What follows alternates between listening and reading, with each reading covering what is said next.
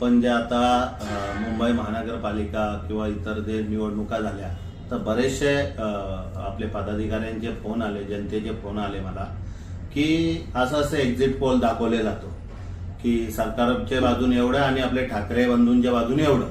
परंतु मी जनतेला एवढंच सांगू इच्छितो की ते एक्झिट पोल आणि जे खोटं कुठंतरी मराठी माणसाची गलचेपी दाबली जाते आणि परप्रांतीयांचा उत्साह वाढवला जातो, हे सगळं तेही बंद करावं. कारण ही जी आपली मराठी माणूस जो जनता आहे यांनी हे बघणं आणि याच्यावर दुर्लक्ष करा.